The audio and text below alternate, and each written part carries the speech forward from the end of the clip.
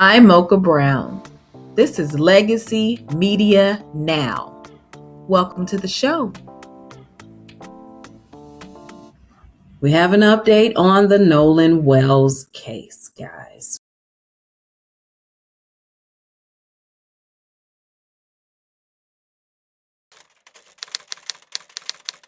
Nolan Wells' family might in fact have the final autopsy results, but they're not letting people know that. Under Mississippi Code 416165, per the request of the family, a copy of that report must be given to either a family member, a direct family member, a legal guardian, or their legal representation. Because in the state of Mississippi, they have laws and parameters that say that autopsy reports, toxicology reports, and such are not meant to be made public record during an active and ongoing investigation. As mentioned, under that Mississippi code, per request, one family member or guardian or legal representative gets the opportunity to have a copy of that report. And if this was just an accidental drowning, in the family or legal representation has a copy of this finalized medical examination report or autopsy report.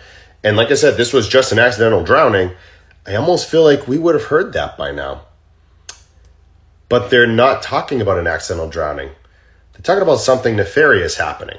And like I said, if the family does have a copy of this report, via Mississippi Code 416165, they may have a copy of the final autopsy report.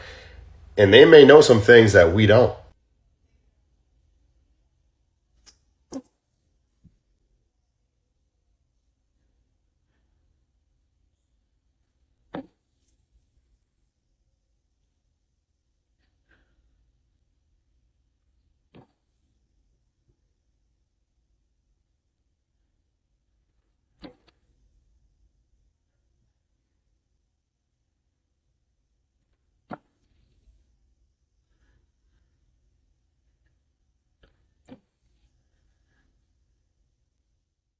The Mississippi State Medical Examiner's Office announced that it has completed both Wells' autopsy and toxicology report, but those results are going to stay sealed until the grand jury gets the case. And while the medical findings are off limits, we know Wells' family is doing everything they can to get other information. Nolan's mother, for example, subpoenaed Meta, Snapchat, TikTok, Light360, seeking his messages, photos, GPS data as she pushes for answers as to what happened to her son. What are they going to learn? I want to ask digital forensics analyst Morgan Wright to talk about this. Morgan, good to see you. I have a lot of questions. So first of all, if they get all these records, okay, assuming that the companies don't put up a legal fight, if they get everything they're looking for, best case scenario, what is that going to tell them about what happened to Nolan?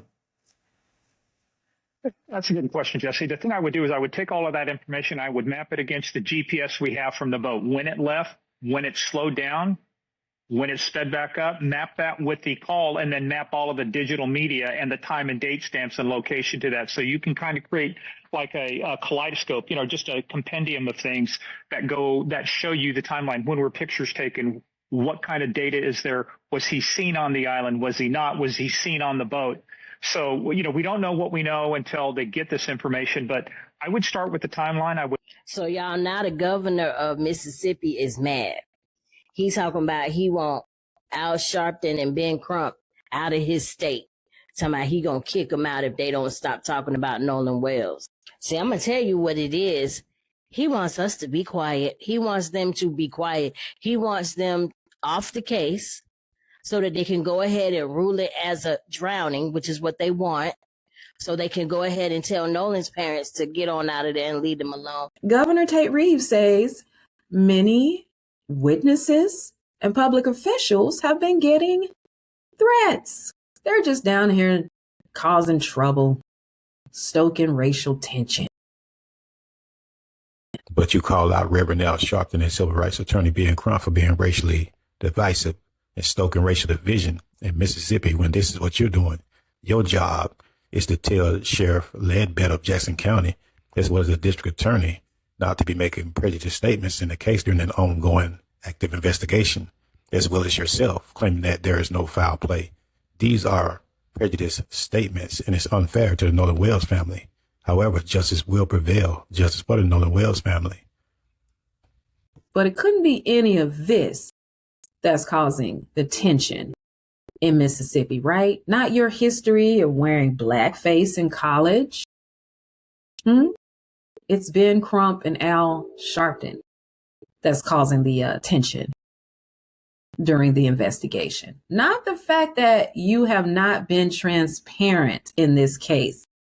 Not the fact that, I don't know, you have been hiding information, suppressing evidence. You didn't send the throat and lungs to be examined by the second autopsy examination.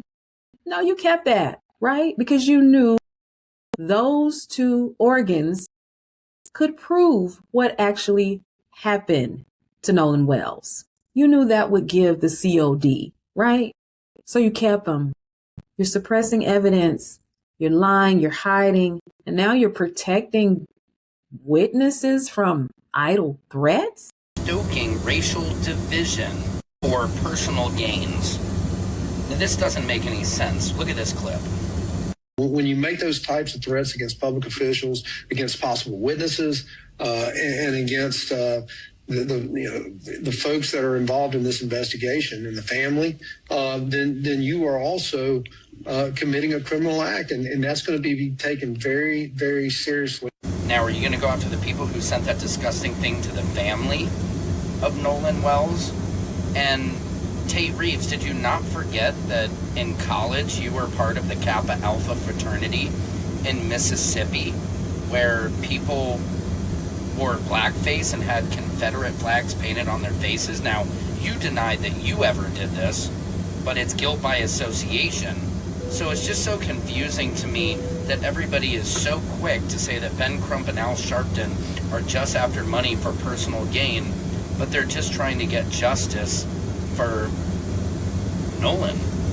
Like, why would you not be putting the pressure on your sheriff, on your DA, on all of your people to get these answers out to the public instead of threatening Ben Crump, who's a civil rights attorney? It makes you look like you maybe did paint some of those Confederate flags on your face. Let me know in the comments, what do you think? Secret Service Samson for president of the world. So now you guys are investigating threats to witnesses and just random people that were on Horn Island that day. You're using your efforts towards that instead of actually investigating this case. This is where your priority lies. What about Nolan's family? What about the sleepless nights they've incurred, wondering what happened to our son? Day after day getting no answers, yet getting roadblocks by your agencies. We know your history in Mississippi. I don't even have to mention Emmett Till and countless others who have been unalived unjustly, and you got away with it. Many times over, you got away with it. Well, not this time.